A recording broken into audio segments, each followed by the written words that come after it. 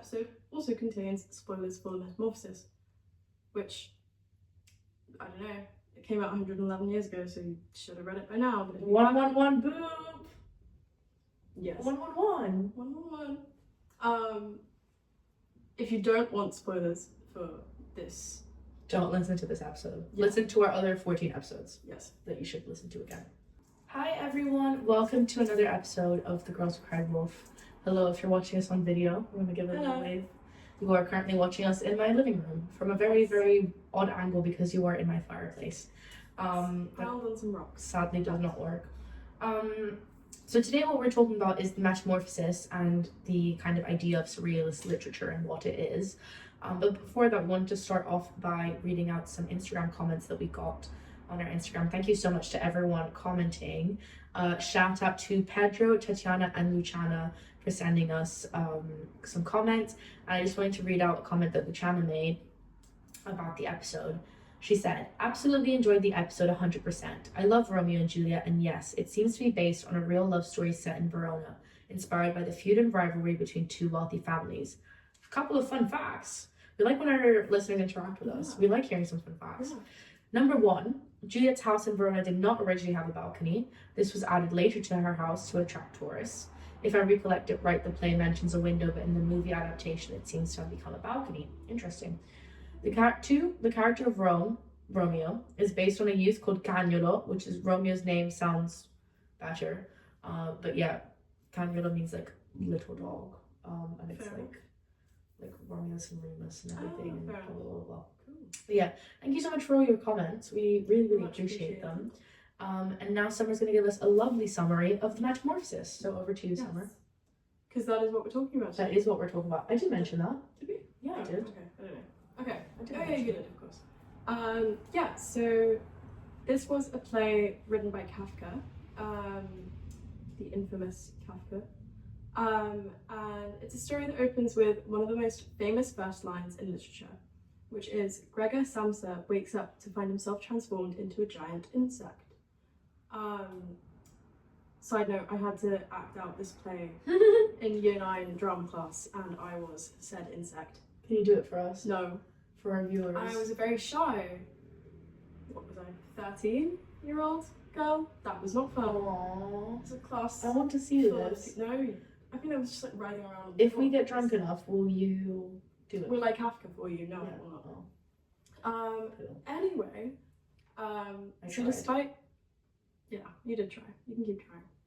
Despite the horror of this change, Gregor's immediate concern is not his condition, but the fact that he is late for work. Real. Yeah. He is a travelling salesman who supports his parent and sister, Greta, and he fears losing his job. As Gregor struggles to adjust to his new body, his family reacts with shock, fear, and disgust. His employer sends a clerk to check on him, reinforcing the pressure Gregor feels to remain productive. And eventually his transformation makes it impossible for him to work, and his family is forced to find jobs themselves. Yeah? Sirens. Oh, the sirens. At first, Greta shows... Sorry, Summer. At first, Greta shows compassion by feeding and caring for Gregor, but over time she becomes exhausted and resentful. Gregor becomes increasingly isolated, confined to his room, and treated as a burden rather than a family member. His father grows aggressive towards him, even injuring Gregor by throwing apples at him. The family's situation worsens when they take in lodgers, and Gregor's appearance threatens their fragile stability. Greta finally declares that Gregor is no longer her brother and must be gotten rid of.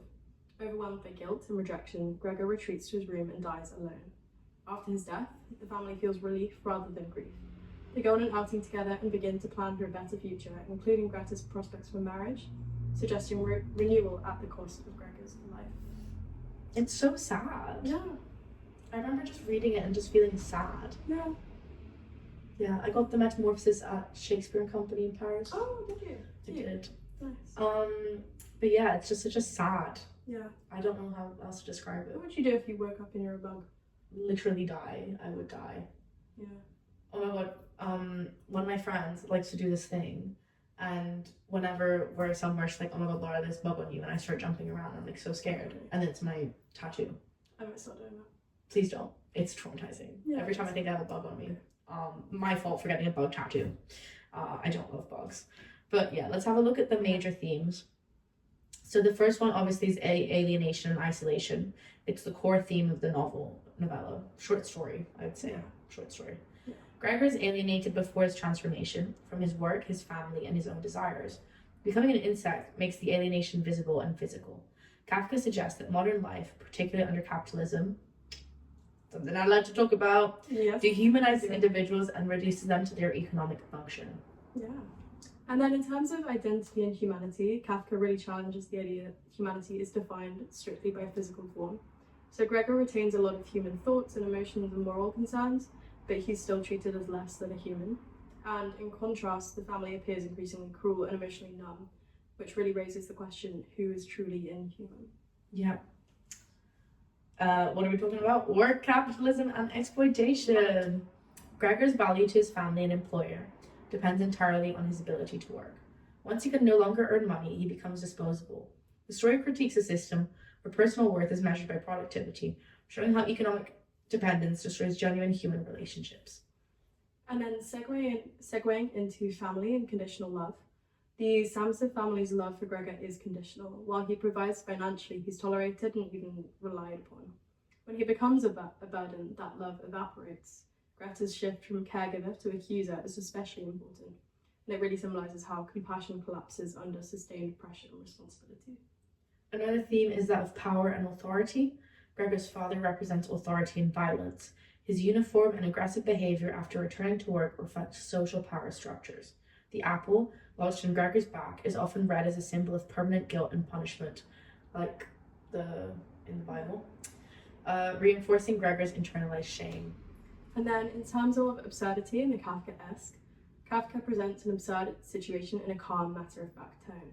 No explanation is given for Gregor's transformation, which forces the reader to accept the irrational as normal. And this creates the Kafkaesque effect, which I think is a word that has been absolutely destroyed by TikTok. Yeah, we're going to talk about that more later. Yes. Summer's going to dig into that for us, but definitely one that has been... It's like therapy speak.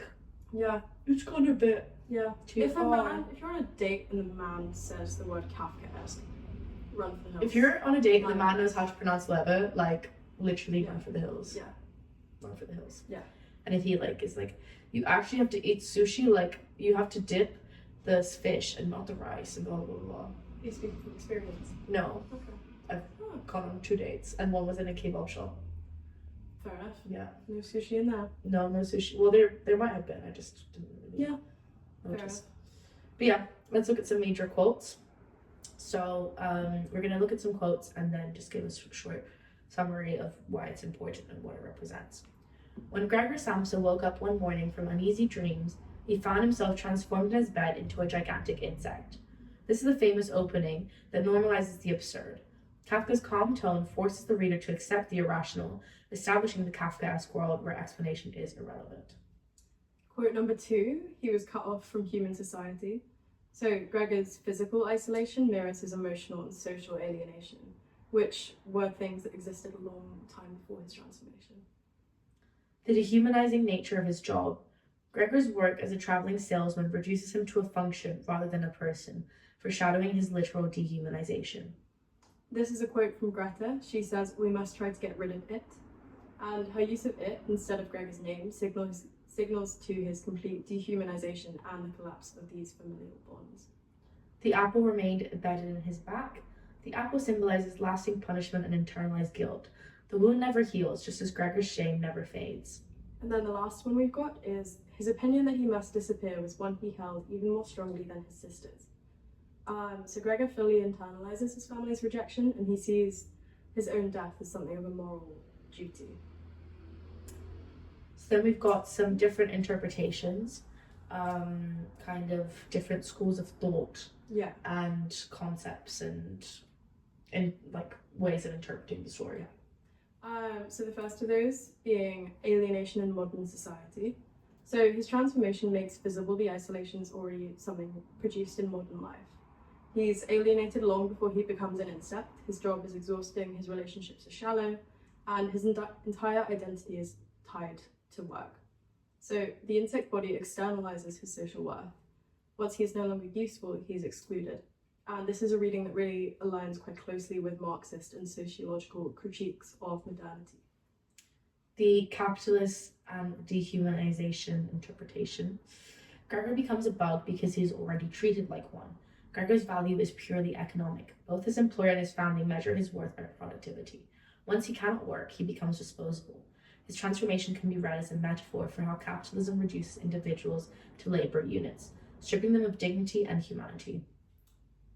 Another way to read the play is in terms of family, guilt, and conditional love. So family love in the story is transactional, not unconditional. Gregor supports the family financially, and in return he is just tolerated. When this arrangement collapses, so does their affection. And his intense guilt and sense of obligation suggests he has internalized his family's expectations, and this leads him to accept his own erasure as morally necessary. The psychological/Freudian interpretation. The transformation represents Gregor's unconscious desires and anxieties. From a Freudian perspective, Gregor's insect form symbolizes repression, shame, and self-loathing. His retreat into his room suggests a desire to escape adult responsibility. The father's violence can be read as an expression of unresolved Oedipal tension and patriarchal authority. And then if you want to read the play, or if you want to read it existentially, the story reflects the absurdity and meaninglessness of existence. Kafka offers no explanation for Gregor's transformation, mirroring a universe without inherent meaning. Gregor seeks purpose through work and family duty, but these structures ultimately fail him.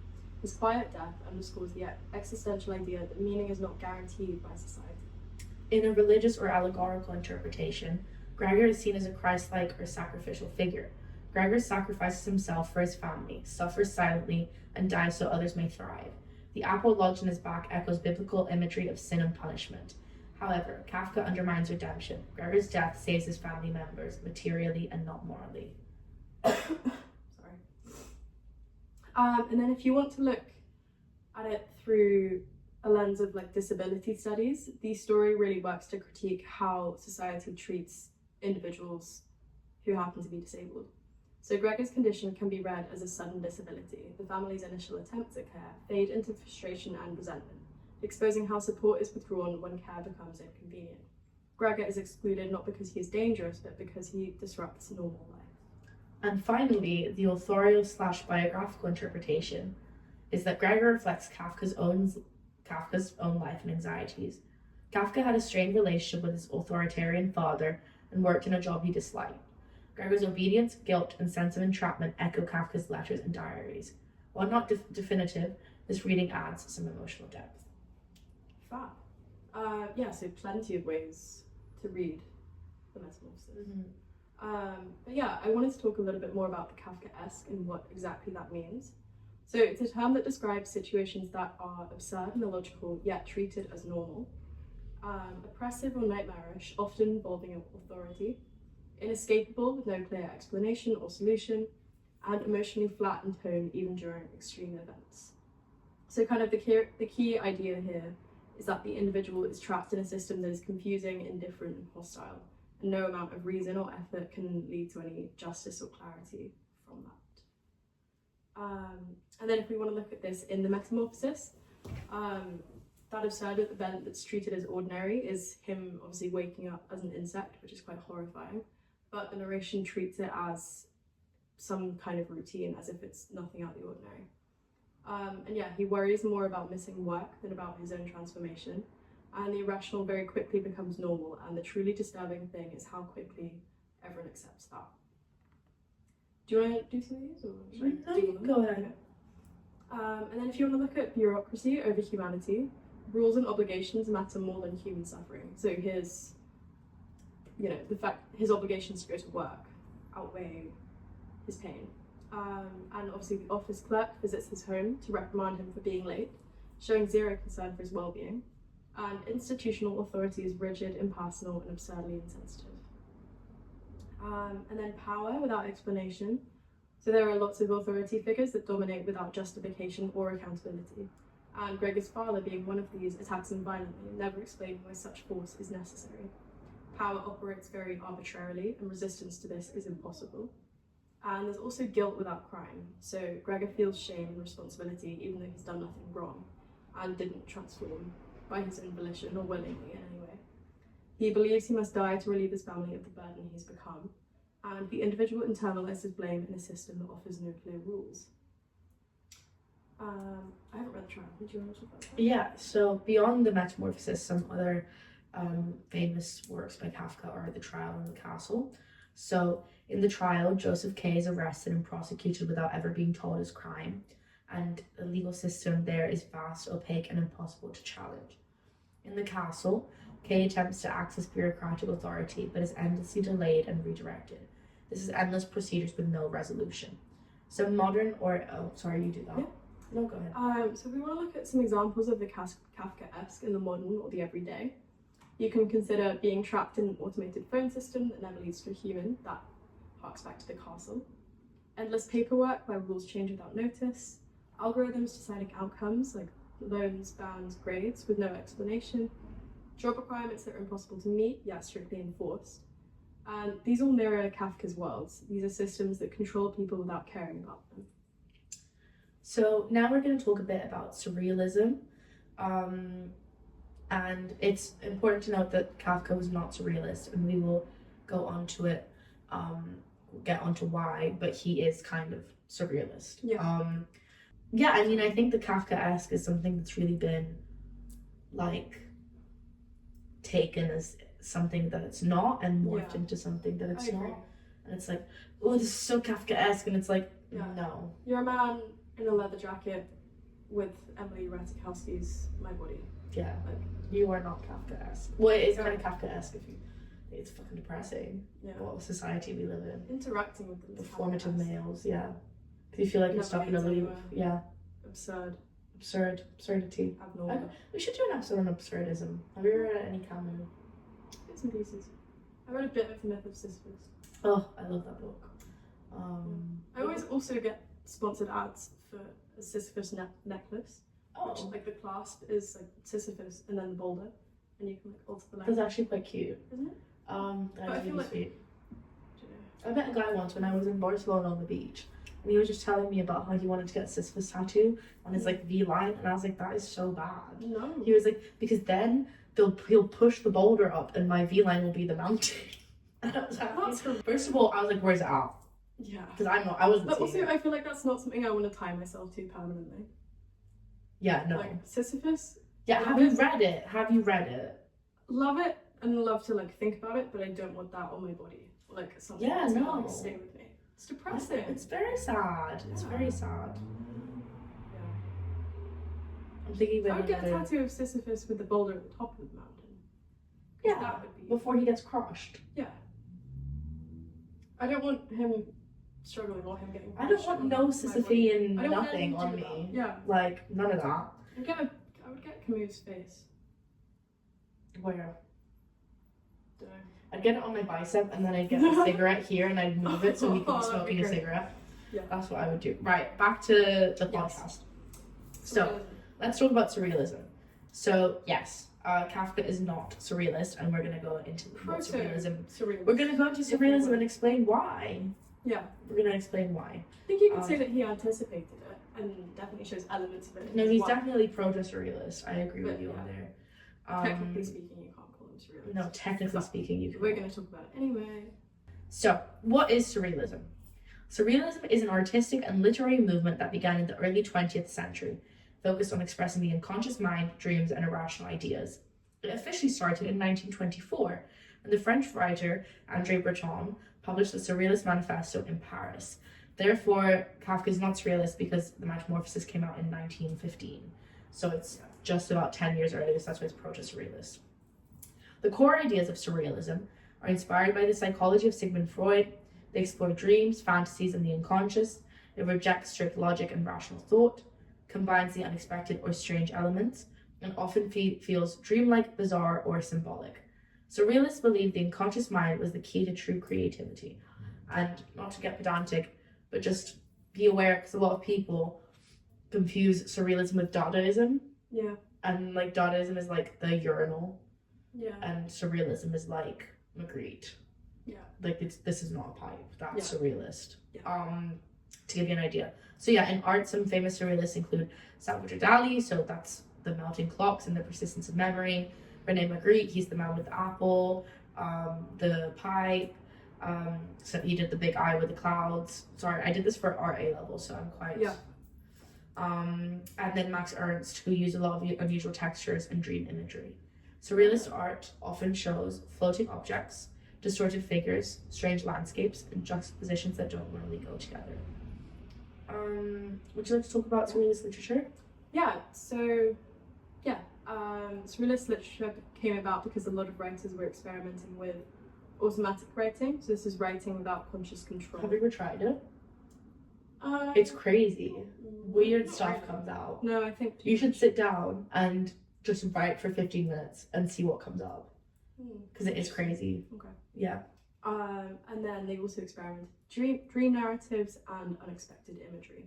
So very much like the art, but just kind of in word form. And some authors connected to Surrealism include Andre Breton again and Paul Eluard. Yeah. Why do people think Kafka is surrealist? Kafka's writing includes a lot of dreamlike logic, sudden impossible events such as a man waking up as a giant insect, nightmarish irrational systems, and the blurring of reality and absurdity, which feels very surreal. He is technically not a surrealist because he wrote before surrealism became an official movement in 1924. He was not part of the surrealist group led by Andre Breton, and his style is often described instead as Kafkaesque, existential, or absurdist. It'd be weird if he wasn't considered Kafkaesque. I would, yeah. He is Kafka. Yeah. So Kafka, in summary, is a proto-surrealist. He's existential in the eyes of Sartre and absurd in the eyes of Camus, but not formally a surrealist. Very good. And yeah, I wanted to kind of shed a bit of light on why our generation is so obsessed with Kafka. So I found this article titled Gen Z's Obsession with Franz Kafka, a Modern Love Story. And this was published on a blog called Brand Scenario in 2025. And it opens with the statement, more than a century after his death, Franz Kafka has quietly become a figure of fascination for Gen Z. His stories are more than literary curiosities. They speak directly to the anxieties, alienation, and contradictions of a generation navigating an uncertain, hyper-connected world. That seems true. Yeah. Thoughts? I like that. I think you can apply the sentiments of his work to pretty much any. I think the anxieties and the letters, the alienation is the most. And I know people like his letters a lot. Yeah. Letters to Milena. Yeah, there we go. Oh. People like the letters a lot. Yeah. So I think that's it. Yeah, it's kind of an I think it really became popular like during COVID. Yeah. To like read Kafka, especially on like TikTok. Yeah. On the interweb. And I think that's definitely because it was such a weird time. Yeah. I agree. Such a difficult period. Finding themselves. Yeah. And such. Exactly. Yeah, I mean, I've seen people connect Kafka to like any world problem. Like I've seen people talk about Kafka and climate change in relation. Well, because there's no bugs. Yes, that is true. Actually, there are less bugs. I know there are less bugs. This is terrible. It's very sad. I'm not even a bug fan, but like I know that we need the bugs. Yeah, you can be a bug fan for both of us. They're kind of scary. It depends on the bug. Okay. Yeah. And yeah, the article continues to say that Kafka's writing is another key factor behind his viral appeal. Metamorphosis can be read in a single sitting, making it perfect for an audience with shorter attention spans, but a curiosity for classic literature. Its brevity, clarity, and emotional weight allow readers to dive into Kafka's world without feeling overwhelmed. TikTok users are also drawn to Kafka's way of writing about love. His lines are quoted, analysed, and marvelled at for their intensity. One TikTok contrasts modern casual text with Kafka's language. And this is a quote from TikTok. When he says ILY, but Kafka said, "You are the knife I turn inside myself." Ugh. Yeah. If only. If only. I don't want that. That doesn't sound nice. That sounds turn a very... knife inside yourself. I'm half agony, half hope. Like... Yeah, that's happier though. Why? You are the knife I turn inside myself. Like, yes. Well, Yeah, I'm a bit more dramatic that, than you are. But I'm good. I'm more of like the, I need a kind of squabble. I'll just take an I love you. Please? Anyone? No? I love you. Oh, thanks. You're a little heart for me. Anyway, Do you want to heart me back? we don't need to talk about Summer's non-committal. We don't need to talk about anyone's Nah. love life. Anyway, Kafka could not maintain romantic relationships, saw marriage as a prison, real, and felt unworthy of love, real. His diaries and letters reveal a man trapped by his own insecurities, yet endlessly reflective and sensitive. Literally us. I might be Kafka. Literally us. What are our closing Could thoughts? not maintain romantic relationships. Whoop whoop. But that's okay. That's okay. Not everyone can. So I quite like that article, and I think it, kind of shines a light on why we like Kafka so much quite well. I think some people are going a little bit too far with it. I feel like Kafka-esque is now just a word that's thrown around Yeah, agreed. just for no reason. But, like, Agreed. half the people, like, I'm like, if I asked you to explain what that meant, could you? Have you read the Actually, Metamorphosis? Yeah. Yeah, agreed. Which is interesting. I think Kafka's a really great writer, and Yeah. I've read the Metamorphosis, and I've read his other short stories. I've read the Bunny, the Burrow, and Yeah. the other ones in that collection. The yellow book with the big K. Yes. I read all those, and to be honest, I didn't like the other ones very much. I liked the Burrow, I liked the Metamorphosis. The others I did not like, because the dog one, like, have you read that I one? don't think so. There's one about a dog and he's going on like an investigation, and I was just like, I don't need to think of every single one of the dog's thoughts. But this is the thing I find constantly with male writers, is that they put, like, James Joyce, whoever wrote Tristram Shandy, and Kafka to some extent, Lawrence Stern, thank you, and Kafka to some extent, it's just like, we don't need to know every single thought that you have. No. I get the whole like, But is what's that it something called? that's only reserved for male writers? Like, Like, I wonder if, well, Virginia Woolf does the whole, like, stream of consciousness, but she does it in a small book. Why did Ulysses? It's a whole module. yeah. Like, must we know every thought? I've spent the last month reading Mary Wollstonecraft in one module, so I Yeah, don't have a lot to say. but she has thoughts. Vindication of the Rights of Women is like 87,000 words, or either that or 870,000. Yeah, but that's not Yeah, just that's quite that's okay. Well, I know, like, philosophy is just her thoughts, but, like, Yeah. at least philosophical works, it's like you're getting something out of it. I feel like, Yeah. I don't know, like, it's just the dog one just, like, did it, like, Could for you not me. argue that Ulysses is philosophical in places? Yeah, I know, but at the end of the day, it's just a man saying what he's thinking. Yeah. And, like, I don't have a problem with men speaking, and I don't have a problem with men thinking. I just think that, like, there's a level to which I've noticed this year that I've read a lot of literature Yeah. in which Yeah. men have a lot of opinions, and I Yes. have to read about them. Yes. And they're very small things, and it's like, do I need to know Yeah, every or, like, detail of your day? Yeah. Like, a man will come out with like this massive revelation at like 30. Yeah. Yeah, I figured that out when I was like 11. Yeah. Yeah, it's like other Oh people my have god, you feelings. discovered empathy. You were like halfway Oh my through god, life. we're my cooked as a God. society. For Yeah. Kafka's right. We're kind of Yeah. cooked. What else do we Yeah. think about Kafka? Yeah, I mean, I quite like the resurgence that we've had, and I think people do need to.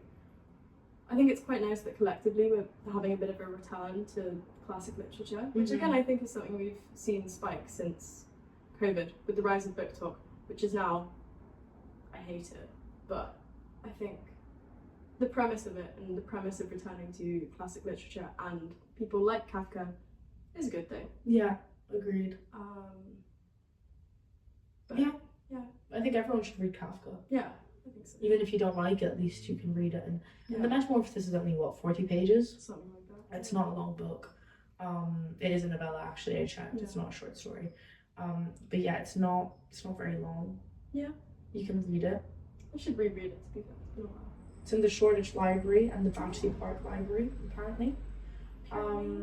And yeah, everybody like really likes the Metamorphosis. Yeah. So I would recommend I that. feel like that's a good first Kafka. Yeah, and the Burrow is Easy to also read. quite good. Yeah. I'd like to read the trial. I'm not Yeah. too bothered about the castle, but I would like to read the trial. Yeah, I agree. Yeah, Yeah. that's my thoughts. Yeah. See how I summed them up in 2 minutes, Tristram Shandy? It's actually been 30 minutes. Yeah, well, it's been half an hour of us talking, but most of it was information. It wasn't even our thoughts. Yes, We were actually informing the people. we are informing people. Yeah, our lovely listeners. Well, yeah, moral of this story.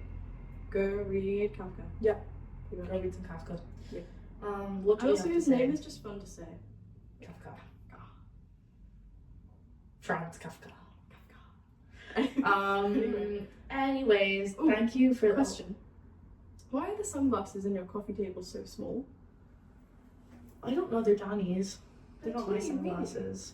But they're decorative sunglasses. My coffee Decorative table, sunglasses. I guess. My coffee table is basically like a glass table, and then inside there's a drawer, and we have things in the drawers. Such as a book called House of Psychotic Women, which is what this house Love is. Yes. Yeah, amongst other Very good. miscellaneous items. Yes. Pretty good. Yeah, that's it for me. Do you have anything else to say? say? Thank you very much, everybody, for listening to us. This was a bit of a shorter episode, but we did want to get one out this week anyways. There was a problem with the podcast studio. Yeah, we were so supposed to record on Monday. yeah, and then we couldn't record last week either. Yeah. So sorry if we missed last week, but you get this lovely one now, and we hope we've made up for it. Thank you so much for listening. If you would like to leave us a comment on Spotify or Apple Podcasts or YouTube, because we're on YouTube now, we really appreciate it, or Instagram, and you'll get a shout out. We really appreciate it because it helps us so much. Please leave us a review, subscribe, follow us, do all the things, all that good stuff. It's all there. All that good stuff. Ooh, yeah. Should we put a spoiler warning at the beginning of this episode? For what? Metamorphosis. Well, if you're listening to it, we're obviously talking about it. Yeah, but what if people haven't read it and they don't know he dies? I know It's it came 40 out. pages. I know it came out 111 years ago, but Okay, we'll make the warning now. that was more just a bit. I thought that'd be quite a funny thing to say. No, say It's like- do the warning. Hmm? And then I'll stick it This in the front. episode contains Wait, metamorphosis. start again because I was talking. Sorry. Yeah. Thank you.